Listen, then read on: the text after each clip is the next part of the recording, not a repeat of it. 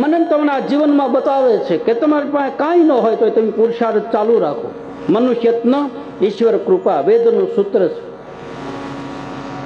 એકલું રામ રામ કરે કાંઈ નહીં મળે, એકલું ભજન કરે કાંઈ નહીં મળે. હારોહાર તમારું કર્મ કરતા જાઓ, હારોહાર તમે તમારું પુરુષાર્થ ચાલુ રાખો. અને ભાગના ભરોસે આમ લમણે હાથ બેહીને આમ આમ કે અમારા ભાગમાં નહીં, પણ ભાગમાં તો છે, પણ મહેનત કરીને પછી લમણે હાથ દઈને બેસી રહેવું તો એ પુરુષાર્થ નથી. રામદેવજી મહારાજ આ બતાવે, એને પોતે પુરુષાર્થ કર્યો, આખું તળાવ ખોદ્યું, રામ સરોવર પોતે તીકમ લઈને ખોદતા હતા, પોતે 5 તગારા માટી બહાર કાઢી. પુરુષાર્થ કરો, અને તમે પુરુષાર્થ કરો અને પરસેવો પાડો તો પરમાત્મા તમને આપે છે, જરૂર આપે. મને આપે ને તમને આપે. હું 3 કલાક સવારે ને 3 કલાક સાંજે એટલે હું બોલું એટલે મને આપે. તો અમને એટલું આપતા હોય તો તમને ન આપે?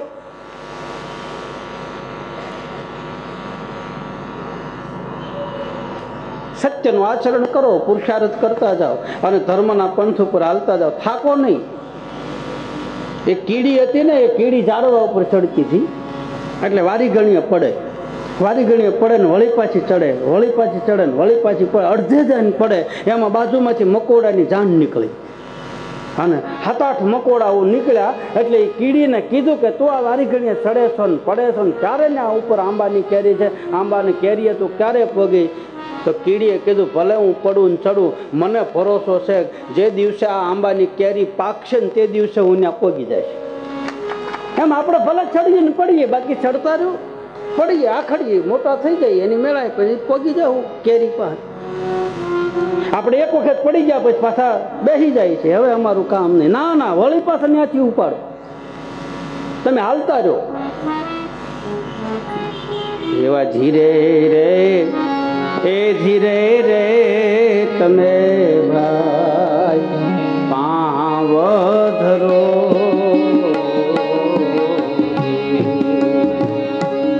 એવા ધીરે રે એ ધીરે રે તમે ભાઈ પાવ ધરો રે. કલયુગ કાંટા કે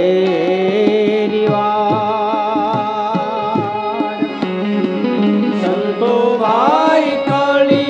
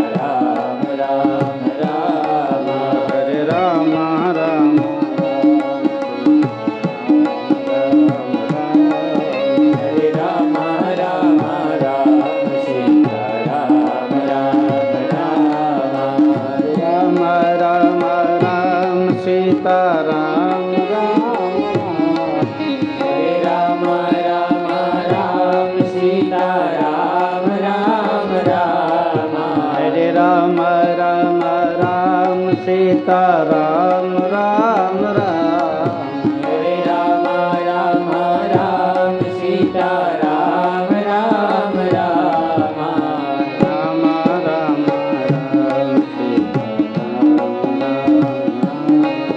હરે રામ રામ રામ સીતા રામ રામ રામ રામ રામ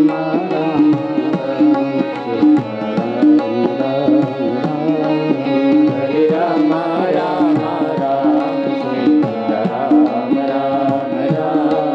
રામ રામ તો હરિચંદ્ર મહારાજે પુરુષાર્થ કર્યો, રાજપાટનો ત્યાગ કરી વિશ્વામિત્ર બાપજીના ચરણમાં બધું સમર્પિત કર્યું. આપ બધા જાણો છો, એ કથા પ્રસિદ્ધ છે. આની પાછળનો હેતુ એ થાય કે હરિચંદ્ર મહારાજે સત્યનું આચરણ કર્યું. બીજું, હરિચંદ્ર મહારાજે વાણીને વચનને પકડી રાખ્યું. બીજો પાયો છે પુરુષાર્થ અને વચન રૂપી બીજો પાયો છે. વાણીને ખોટી વેડફી ન નાખવી, પહેલી વાત તો એ.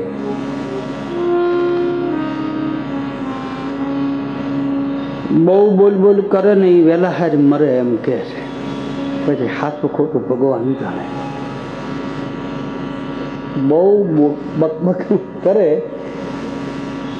એ વહેલા હાર મરે એમ કહે છે. એનાથી એની આયુષ્ય ઘટે છે, એની ઉર્જા બહાર નીકળી જાય છે. હું 3 કલાક સવારે 3 કલાક સાંજે હું બોલું છું, એટલે હું વહેલા હાર જઈશ, તમે તાર રહેજો, તમે 3 કલાક બેહો છો. પણ હરિભજન કરે એની આયુષ્ય વધે છે, અને જે ખોટું બકબક કરે એની આયુષ્ય ઘટે છે. એના કરતા મજા છે મૌન રહેવામાં. અમારે કવિ પ્રતાપદાન છો વઢવાણની માલપા, એ કવિ પ્રતાપદાન કહે છે કે મજા છે મૌન રહેવામાં, એકાંતમાં ભગવાનની હારે વાતો કરવામાં મને પૂજારી નડે છે. માંડ કે હું હમો નમો થઈને ભગવાનના મંદિરે ગયો બાપુ, અને પછી કે બરોબર 12 વાગ્યા થયા, અને મને એમ થયું કે લાવીને ભગવાન અરે મારી માયલાની વાત હું કરી આવું. 12 વાગ્યા પછી કોઈ હોય નહીં. પૂજારીએ આમ ભગવાનને થાળ ધરાવીને પડદો આડો કર્યો, અને હું મંદિરના પટાંગણમાં બેઠો. મારી વેદના બધો એને ઠલવતો હતો કે હે પરમાત્મા, મારી દર્દ ભરી વાત તું સાંભળજે. ત્યાં તો પૂજારી આવીને પડદો બંધ કરી ગયો.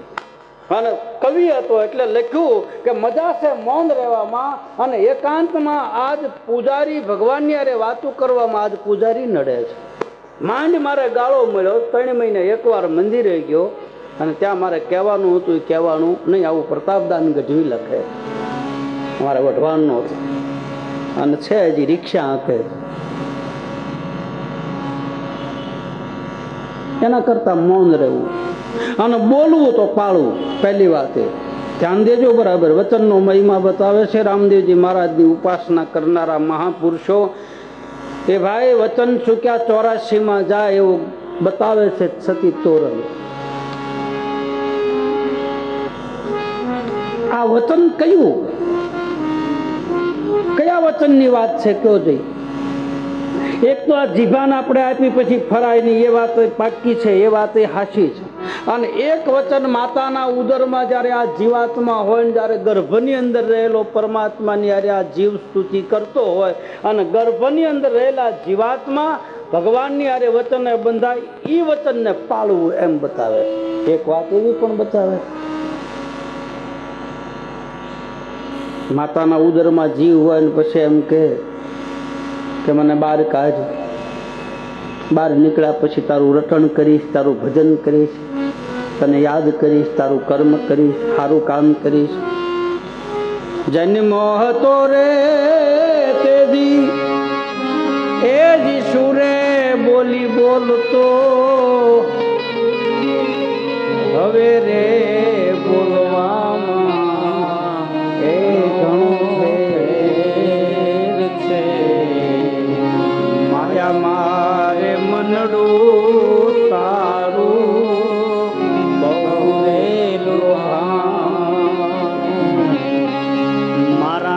નાથજીને ભજાથી તારે જઠરા અગ્નિમાં જુગતે રાખ્યો નવ નવ માસ નિરાધાર રે પછી સ્તુતિ કીધી અલબેલાની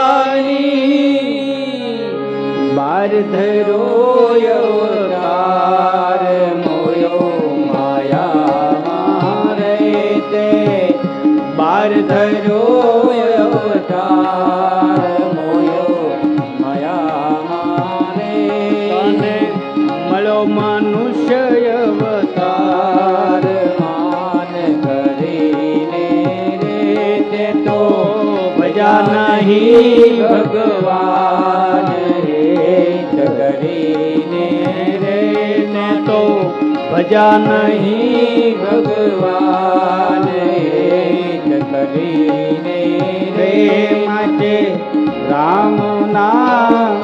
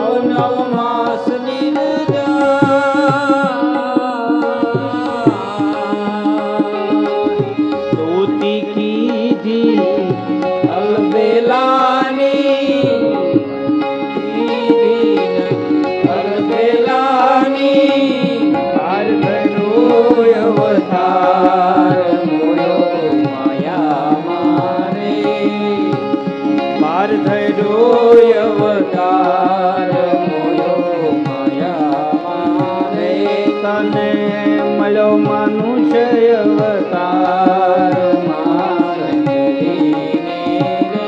તે તો ભજા નહીં ભગવાન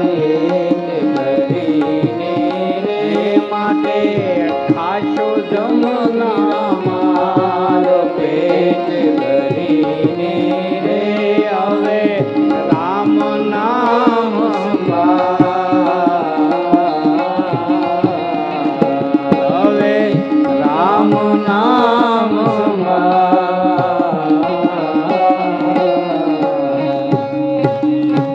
સંતો અને મહાત્માઓ આ પણ વચન કહે છે કે વચન આપ્યા પછી ફરવું નહીં, એ વચનને નિભાવી જાણવું. આવું વચનના મહિમાને કોણ જાણતું હતું તો કે હરિચંદ્ર મહારાજ. સતી તોરલ જાડેજા જ્યારે નિર્વાણ પદ લીધું હોય ને પછી જાડેજાને જગાડીને કહે છે કે હે જાડેજા જાગો જાગો બાપ, આવી રીતે વચન દઈને વિદાય ન લેવાય, હવે તો વચન પાળવા પડે. કહે છે કે જાડેજો પોતાનું વચન રાખવા માટે સમાધિમાંથી બેઠા થયા છે. એવો આળસ રે એ મરડીને જાડેજો રે, એવું આળસ રે એ મરડીને જાડેજો આ છે વચનનો મહિમા. બહુ ગહન વસ્તુ જ બાપ. તોડી તોડીને શબ્દ આપો, જોઈ જોઈને શબ્દ આપો. કબીર રવેણીની માલપા આને શબ્દ કહે છે, આને શબ્દ કહે છે. વચનરૂપી ગોળો નાભીમાં પડ્યો અને જેને ઉઘડી જાય અને ગળાની તાળવામાં પોગી જાય ને બ્રહ્માંડમાંથી શબ્દ પાછો પડે અને જીભ ઉપર આવે અને એ જીભ ઉપરથી એ શબ્દ કોઈને અડી જાય તો કહે છે કે એનો બેડો પાર થઈ જાય. એ વતન કહે. આ મહિમાને જાણવું બહુ કઠિન છે. કંટાળો નહીં. આપણે કંટાળી જાય. 12 બીજ પૂરી થઈ, કાંઈ વળ્યું નહીં, મૂકો.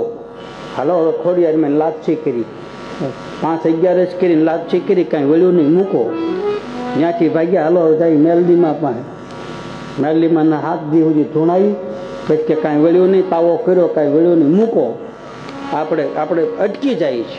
અટકો નહીં. સાધના સતત ચાલુ રહેવી જોઈએ. અને જેની સાધના સતત ચાલુ હોય ને ભાઈ, એને કોઈ દિવસ વાંધો આવતો નથી. પૈડું ફરતું રહે ને એમાં મજા હશે. પડી ગાડીની બેટરી ઉતરી જાય, એને કારક આંખવી પડે, એને કારક ગાભો મારવો પડે. પડ્યા મકાનની માલ પાસે ધૂળ ધોવાડો, એને ધૂળ જાળા તો કરવા જ પડે. 8 દી બધું ઝાટકવું પડે, ના કે ત્યાં ધૂળના થર જામી જાય. એટલે ગરુડજીને કોટવાલ તરીકે રાખ્યા કે તમને ગતિ મળે, ધક્કો મારે, પાંખ આપે. સદગુરુ દ્વારા આપણને ઉડવાની, આપણને આમ તમે નાના પંખીડા જોજો, તમે માળાની માલપા તમે પંખીડા જુઓ ને તો એ સકલું કે કબૂતર કે જે કોઈ જીવ માળામાં રહેતું હોય ને, પહેલાં દાણો ખવડાવે ને પછી ધક્કો મારે, એના બસલાને હેઠું પાડે એટલે ફડફડ કરીને પાછું હેઠું પડે. એને પાંખ આપે છે એની માં કે બેટા હું ઉડું એમ તું ઉઠ, તું પડીશ નહીં, તને વાગવા નહીં દઉં. અને એ માળામાંથી એની માં નીચે પાડે ને તો એવી જગ્યાએ પાડે, વાગે નહીં એવી જગ્યાએ. હળવેથી નામ ધક્કો પાડે એટલે એની પાંખો એની મેળાએ ફફડવા મળે અને હળવે પગલાં માંડતા થઈ જાય. પાંખો આમાં ફફડાવતા હોય તેમ જોજો, નાના એ બચલા હોય. 7 ભૂમિકા પાર કર્યા પછી મને તમને આવી પાંખ મળે છે. આ છે બીજો ધર્મનો પાયો. અને ત્રીજો પાયો છે વચન અને વિશ્વાસ, ભરોસો, પ્રાર્થના, પુરુષાર્થ અને પછી છે પ્રતીક્ષા. વાટ જોઈ, વાટ. દ્રૌપદીએ વાટ જોઈ, ભરોસો રાખીને બેઠા. આજ નહીં તો કાલ, કાલ નહીં તો પરસો, બાકી ઠાકર એક દી આવશે ને આવશે. શબરી જેવો ભરોસો હોવો જોઈએ, નિષ્ઠા જેને કહે છે. વિશ્વાસ ડગી જાય. વિશ્વાસ અને ભરોસામાં ફેર છે. વ્યક્તિનો વિશ્વાસઘાત વ્યક્તિ કરી શકે. નથી કહેતા ફલાણા વ્યક્તિએ અમારા ઉપર વિશ્વાસઘાત કર્યો. વિશ્વાસઘાત થાય, બાકી ભરોસાની ઘાત કોઈ દી થતી નથી. ભરોસો એ તો ભરોસો. એ ભોજલ કે ભરોસો જેને, ફતેપુર વાળો ભોજો બાપો લખે, બાપ મને મારા ઠાકર ઉપર ભરોસો છે, અમરેલી મને મારા ગોવિંદ ઉપર ભરોસો છે. એ ભોજલ કે ભરોસો જેને, અન મારો ત્રિકમજી પછી તાર છે. ભોજા બાપા સાવલિયા કુટુંબની અંદર થયેલો સંત. મને મારા ઠાકર ઉપર ભરોસો. અકબંધ રહેવું જોઈએ, અચલ અડગ રહેવું જોઈએ. અચલ અડગ મન અગ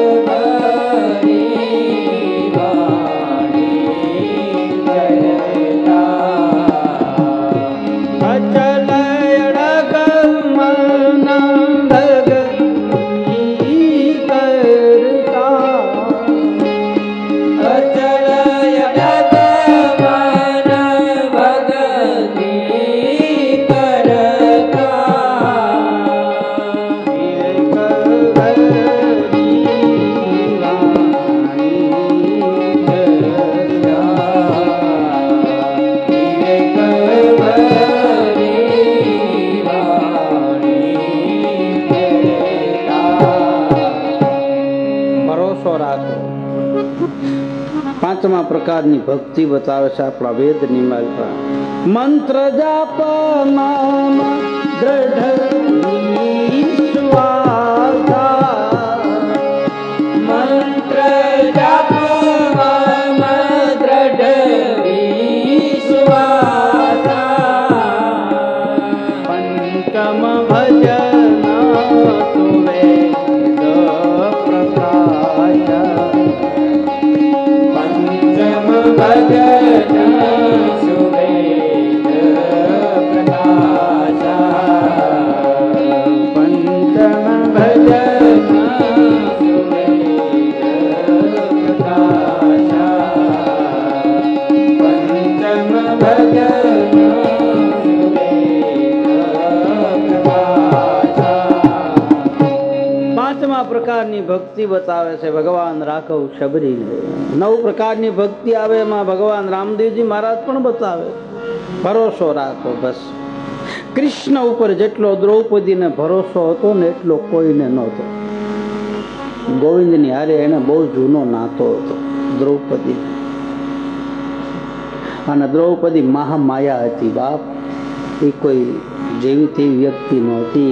પાંડવોના ઘરેથી એના રાણી નહોતા. એ તો જોગ માયા હતી. હું નથી કહેતો આપણા મહાપુરુષો કહે જગતની અંદર વ્યાપી રહેલું તત્વ. દેવી પુરાણ બતાવે, શકરાદય બતાવે. યા દેવી સર્વભૂતેષુ માતૃરૂપેણ સંસ્થિતા નમસ્તસ્ય નમસ્તસ્ય નમસ્તસ્ય નમો નમઃ. આખા જગતની અંદર વ્યાપી રહેલું કોઈ તત્વ હોય તો એ છે મા તત્વ. વેદનું પ્રમાણ. કોણ કહે છે સ્ત્રીનું મોઢું ન જોવે?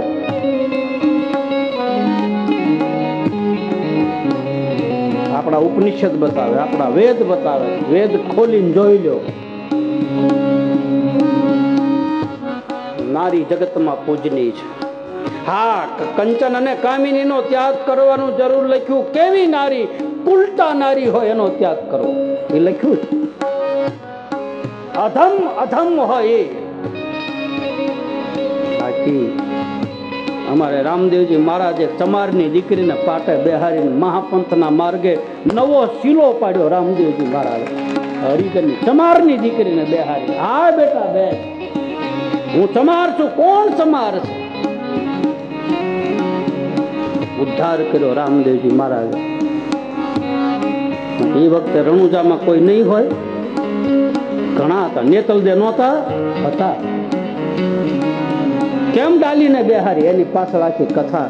એ વખતે જે ભેદ હતા, એ વખતે નારીનો જે તિરસ્કાર થતો એને રામદેવજી મહારાજે જગતમાં પૂજનીય બતાવી. અને ત્યાં સુધી કીધું કે સતી વગર આ ધર્મ નહીં હાલે એમ કીધું રામદેવજી મહારાજે.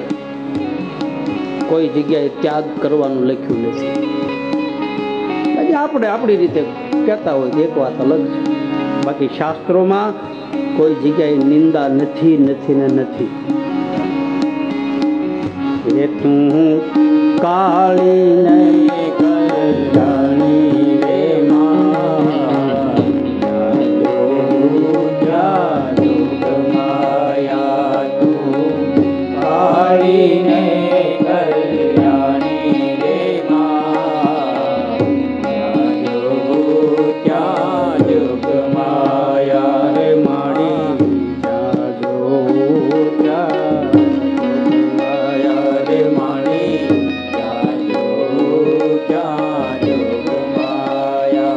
તો દ્રૌપદી એ મહામાયા છે, જગદંબા છે. એ કોઈની રાણી નથી, કોઈની પટરાણી નથી. અને કોઈની પટરાણી બને નહીં. માયા કોઈની થઈ નથી ને થશે નહીં. મહામાયા છે, આદિશક્તિ સ્વરૂપા છે.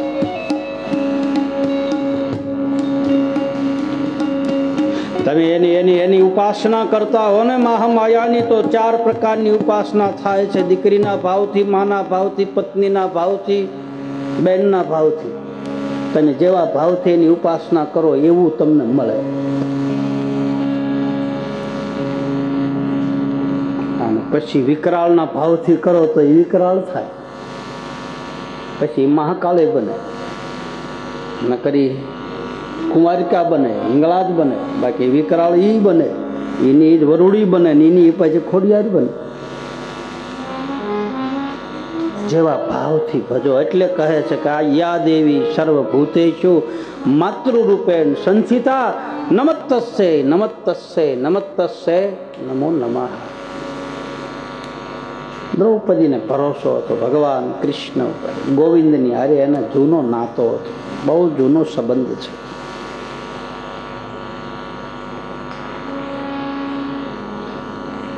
પરીક્ષિત મહારાજે જ્યારે સુખદેવજી મહારાજ કથા કરે ને એ જ્યારે એને ગતિ તરફ લઈ જાય અને માતાના ઉદરમાં જે પરીક્ષિત મહારાજ જ્યારે હોય ને પછી બ્રહ્માસ્ત્ર મારે ને પછી ઉત્તરાને જે ગર્ભમાં વેદના થાય ને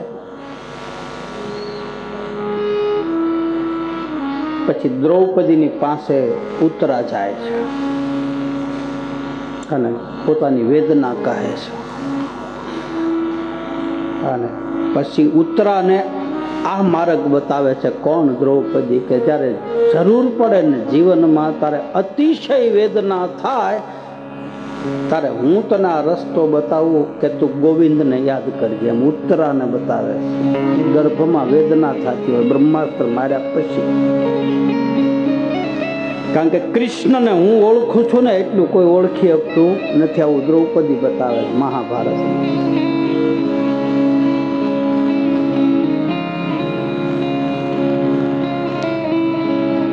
પછી જ્યારે 12 વર્ષનો વનવાસ મળે પાંડવોને,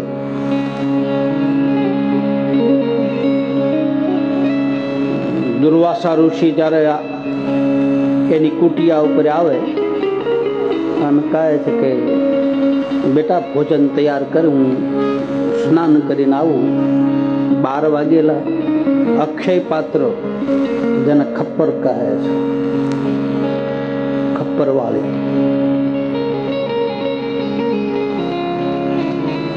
એ અક્ષય પાત્રને એવો નિયમ હતો, અન્નપૂર્ણાનું સિદ્ધ કરેલું ભગવાન કૃષ્ણએ દ્રૌપદીને કરિયાવરમાં આપ્યું હતું કે લે આ લઈ જા, તારે આગળ જતા આની જરૂર પડશે.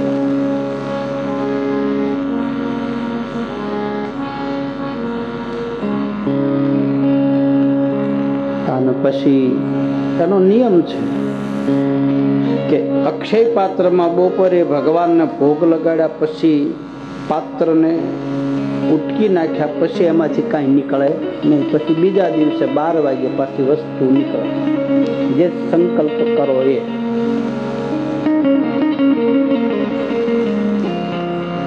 આ ભોજન પૂરું થયું. ભગવાન દુર્વાસા ઋષિ આવ્યા, ખપ્પર ઉટકાઈને મુકાઈ ગયું હતું.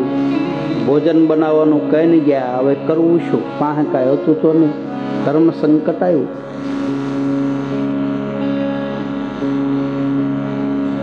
અને એ વખતે ભીતરમાંથી દ્રૌપદીએ કહ્યું છે કે હે ગોપાલ, હે ગોવિંદ, આજ મારે એક બાજુ અતિથિ ધર્મ છે મારો, એક બાજુ મારો બાપ આવ્યો છે મારા ઘરે અને મારા ઘરમાં કાંઈ છે નહીં, એક બાજુ મારા આશરાનો ધર્મ છે, શું કરવું? ના પાડું તો મારો ધર્મ લાગે, હા પાડું તો હું જમાડી શકું એમ નથી, એવી મારી સ્થિતિ નથી. આવા સમયે હે ગોવિંદ મારી વારે આવ્યો, કૃષ્ણને યાદ કર્યો. કારણ કે એને અખતરો થઈ ગયો હતો ને, અનુભવ થઈ ગયો હતો.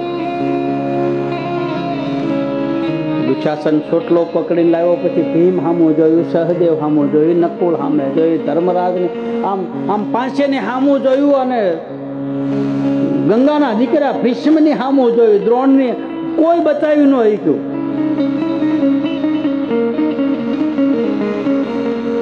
અને પછી ભગવાન ગોવિંદને યાદ કર્યો. પછી જે આવ્યો છે આપ જાણો છો. દ્રૌપદીને ખબર પડી ગઈ કે સંસારમાં કોઈ સંબંધ કામ લાગતા નથી. જ્યારે એવી સ્થિતિ આવી જાય, તુલસી ઇસ જીવ કો તીન ઠોર વિશ્રામ, સંત સગો, ગુરુ સગો, અંત સગો શ્રી રામ. એવી વિકટ પરિસ્થિતિ આવી જાય ત્યારે મારો ને તમારા હગા ગણો તો 3 જણા, કાં તો ભગવાન, કાં તો મારો ને તમારો ગુરુ, કાં તો કોઈ સંત. આ 3 જ મારું ને તમારું બાવડું પકડશે, બીજું નહીં પકડે. એવી પરિસ્થિતિ આવે તારે આપણી હારે રહેવા વાળા ખહી જાય, એક ભાણામાં ખાનારા નીકળી જાય, દેહ જયારે નાશ પામવાની તૈયારી છે ત્યારે ધ્યાન દેના. બરાબર, કોઈ શેરો કરીને નહીં ખવડાવે, તરસોડી દેશે, ત્યાગ કરશે. અને એવા સમયમાં કોણ યાદ આવે? હે ભાઈ, એવા વખતમાં મને ને તમને કોણ યાદ આવે? જે આપણા હોય એ જ યાદ આવે.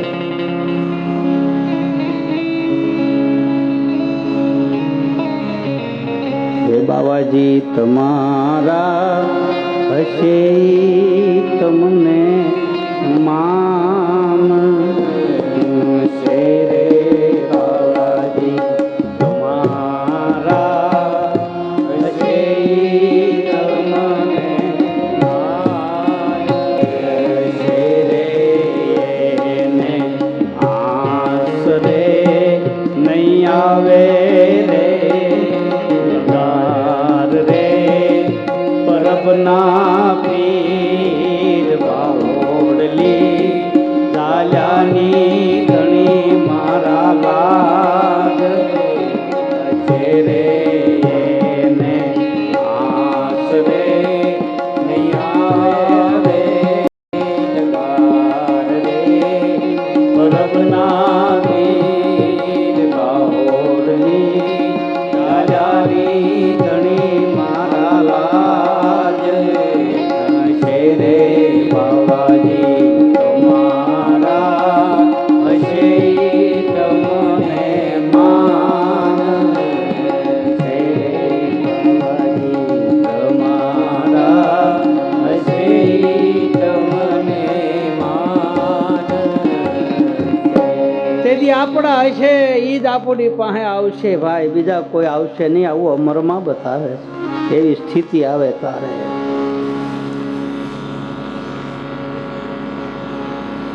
ટુકડો લઈને જોડી લઈને જયારે આવતી હોય ને પછી બગસરાના માણસો એની વાહે પડે, એના રૂપ જોઈને એ વખતે આ શબ્દો નીકળે અમરના. અને આ ગાતી જાય ને પરબમાં પોગી ગઈ બાપ. એક રાશવાદ છેટું રહ્યું, એ ઓલા ઘોડા લઈને દોડે ના એમનું દોડે, આંધી નો એ ક્યાં.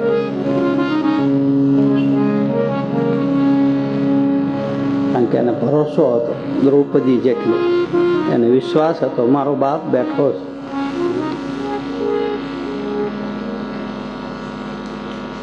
અને દ્રૌપદીએ પોકાર કર્યો ભાઈ, અને ત્યાં તો દ્વારકા વાળો આવીને બોલ્યો, પાંચાળી ગોવિંદ, હું તને હમણાં યાદ કરતી, તું યાદ કરી, હું ન આવું તો હું દ્વારકા વાળો નહીં. તું બોલાયો અને હું હાજર થાવ. શું છે? કાંઈ નહીં.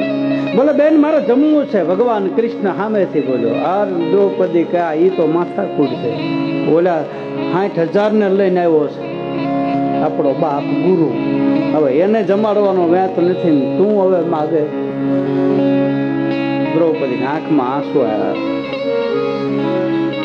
એક બાજુ સંત, એક બાજુ પરમાત્મા, એક બાજુ પોતાનો ધર્મ.